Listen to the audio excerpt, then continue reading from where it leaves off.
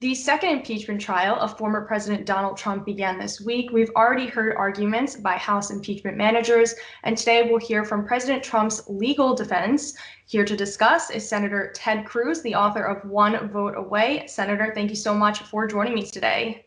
It's great to be with you. Thank you for having me. Now, before we get into what we've heard so far, what are we expecting to hear from Trump's legal team today? Well, the argument will begin at noon today, and I expect they will argue about 4 hours. They're going to take substantially less time than the House managers did. Both sides were given 16 hours total to argue. The House managers took, I think, about 12 of those hours. I think the Trump legal team will take about 4. If you look at what the House managers did, they spent virtually all of their time playing videos, really powerful, emotional videos, recounting what happened on January 6th and making the case that January 6th was a horrific terrorist attack on the Capitol, that it was despicable. And I got to say, all 100 senators, we were here, we lived through it. And every one of us agrees that every one of the violent criminals who carried out that attack should be fully prosecuted and should go to jail for a very, very long time. I think much of the House manager's case was proving a point everyone agreed with. The legal question before the Senate, however, is a much more specific question, which is, did President Trump commit high crimes or misdemeanors, the constitutional standards for impeachment? There is only one count that is alleged in the articles of impeachment, and that is incitement. And it was fairly striking that in the 16 hours of argument the House managers had allocated, they devoted a total of 15 minutes to making the argument that President Trump had met the threshold, met the standard for incitement. I expect President Trump's defense lawyers to focus very directly on that point and to make the case, yes, what happened on the 6th was horrible. It was criminal conduct. It was violent and murderous and needs to be fully prosecuted. But what President Trump did, the standard put forth by the Democrats, is not the standard for incitement. And under any reasonable measure, President Trump's conduct, the speech he gave on the 6th, doesn't qualify as incitement. And the standard the Democrats have put forward would equally condemn dozens of statements and speeches and intemperate rhetoric from multiple Democrats. And so there's no coherent standard that has been put forth by the House Democratic managers that would somehow convict President Trump and exonerate the Democrats. On both sides of the aisle, there has been intemperate and overheated rhetoric, but in neither case, I believe, has it been incitement. And that's going to be the result at the end of the day, which is that President Trump is going to be acquitted. President Biden said Thursday that some minds may have changed after seeing those videos, those previously unseen footage of the Capitol riot. Have you talked to any Republicans who are sort of on the fence with whether or not they'll vote to convict? Have any minds been changed essentially since that footage was seen on Wednesday? You know, I don't think so. Listen, I will commend the Democrat House members in that they're talented trial lawyers. And there's always been a lot of good trial lawyers in the Democratic Party. And they're good storytellers. And they also have the advantage of Hollywood in their side. And so the videos they showed were put together very well.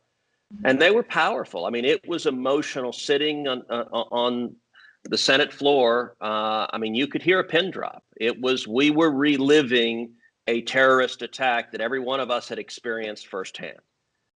That being said, I think a lot of the Republican senators were actually quite disturbed by the hypocrisy of the Democratic managers because they were pretending like they were purer than driven snow.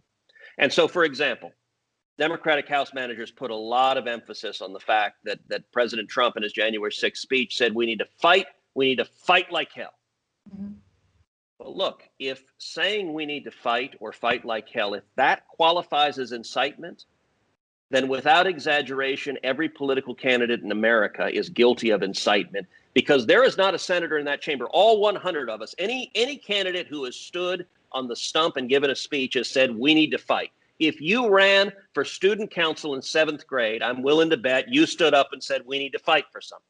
That is ubiquitous in American political discourse and rhetoric. And so the House managers, I think for most of the Republicans, they looked at it and thought, okay, this is this is hypocritical. This is a double standard. What this is about is that you hate Donald Trump. And we get you hate Donald Trump. The Democrats, if they've made one thing clear for the last 4 years, it is that they utterly loathe and detest Donald Trump. That doesn't mean his conduct constitutes a high crime or misdemeanor. And so you asked, has anyone's mind been changed? The answer is no. The president is going to be acquitted. In order to convict, it takes 67 votes. There is a 0% chance that that happens. I think we will probably end up with somewhere in the neighborhood of 55 votes to convict. All 50 Democrats will vote to convict. I think likely you'll see 5 Republicans vote to convict. I'd say plus or minus 2 votes. It could be as low as 53. It could be as high as 57. But it's nowhere close to 67. And so the end of this, every senator knows, the House manager knows, every reporter knows, the end of this is going to be that the president will be acquitted. Senate Majority Leader Chuck Schumer has talked about, moving forward to actually censure Donald Trump. What's required to do that? And, how could this impact his, chance to run again in the future?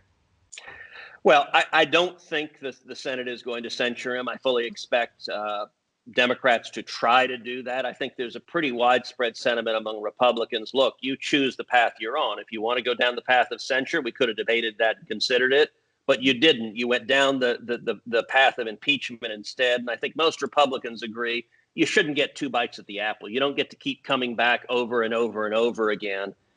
You brought an impeachment and it failed, or it's going to fail.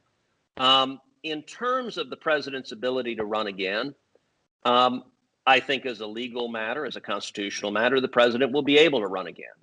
And by the way, that's as it should be. There's a rich irony in that you've got a bunch of Democrats puffing out their chest and saying, we are defending democracy. And then you listen to their arguments as to why they say they're defending democracy. And they say, well, if the Senate doesn't convict and disqualify Donald Trump from running for office, the damn voters might vote for him again. Now, listen, I understand from their perspective, Donald Trump being elected president is a really bad thing. I get that from their partisan political perspective. But if you are arguing that we have got to do extraordinary things to prevent the voters from voting for someone you don't like, you don't get to claim you're defending democracy. That is the exact opposite of democracy. What the Democrats are trying to do is disenfranchise half the country. Look, personally, I don't believe Donald Trump will run again, but that'll be a decision for him to make. And I don't think it should be the Senate trying to take away his ability to make that choice, or trying to take away the voters' ability to make the choice who they want to vote for. Well, as you just pointed out, it's pretty obvious that, Senate Democrats would not want President Trump to vote or to run again. Do you think there's any Senate Republicans that would vote to convict him solely on the basis that they would not want him to run again in the future? I don't know. In terms of the 5 Senate Republicans who are likely to vote to convict, we had an early vote on a procedural motion about whether a former president can be impeached. And I think that early vote was really foreshadowing for where the final vote would be. On that early vote, there were a total of 5 Republicans that voted against the president. They were Susan Collins, Lisa Murkowski, Mitt Romney, Ben Sasse, and Pat Toomey. I think it's a pretty good guess that those 5 will also vote to convict. I don't think it's 100%. 1 or 2 of them could change their mind. I don't think for them it's predominantly electoral considerations that's driving them. I do think they genuinely, in good faith, are dismayed by things that President Trump has said and done. And look, to be clear, I have said many times that I think President Trump's rhetoric at times is overheated, and I wish he didn't say and tweet everything he says in tweets. I can't control that. My vote in this proceeding is not whether I agree with every tweet he's ever sent. My vote in this proceeding is whether the House managers have carried their burden of proof of demonstrating that the president committed a high crime or misdemeanor. And that vote is easy because the answer is no, they haven't come remotely close to it. And I think that's going to be the judgment of the vast majority of Senate Republicans. I just want to ask you about a recent Fox News op-ed that you wrote, you write that I believe that the better constitutional argument is that a former president can be impeached and tried. That is, that the Senate has jurisdiction to hold a trial. However, nothing in the text of the Constitution requires the Senate to choose to exercise jurisdiction. Can you expand on what you mean by that?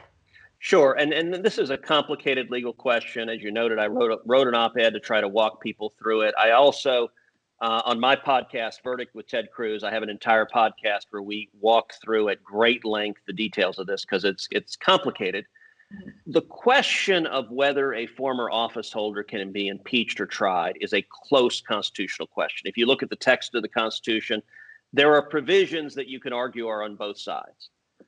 As I examined it and looked at my oath and my responsibility to uphold the Constitution, I think the better argument is yes, a former office holder can be impeached and tried. If you look at British common law, and so a lot of times when we're interpreting the U.S. Constitution, we look at British common law that preceded it, there were multiple instances of former office holders being impeached, being tried. And in fact, at the Constitutional Convention, the framers debated one of those examples. Hastings, who'd been the Governor General of Indiana, who was a former office holder who at that very moment was being impeached and tried in Great Britain. Likewise, there are two instances in U.S. history, Blunt and Belknap, a senator and secretary of war who were both impeached, and the Senate debated whether they can be tried after they had left office. What I concluded on studying the merits of it is the better answer is yes, there is constitutional authority to try a former office holder, but I don't believe the jurisdiction is mandatory. So there are two types of jurisdiction.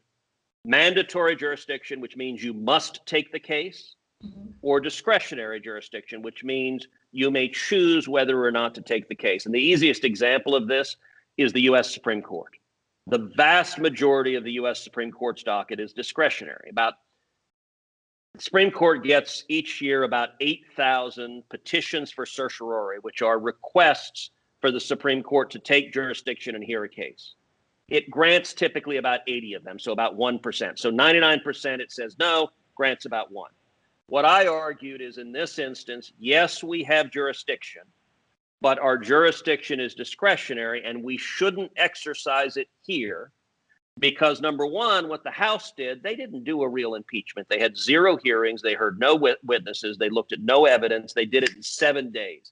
This was a political exercise of rage, not a deliberate constitutional step. And secondly, the point that we discussed a few minutes ago, which is under any standard, what they're alleging, the president's conduct doesn't meet the standard of incitement. And so there's no reason for the Senate to exercise our jurisdiction. So I voted at the outset against exercising our jurisdiction, but I wrote the op-ed to make clear I wasn't saying we could never exercise our jurisdiction. I was saying we should not exercise our jurisdiction in these circumstances.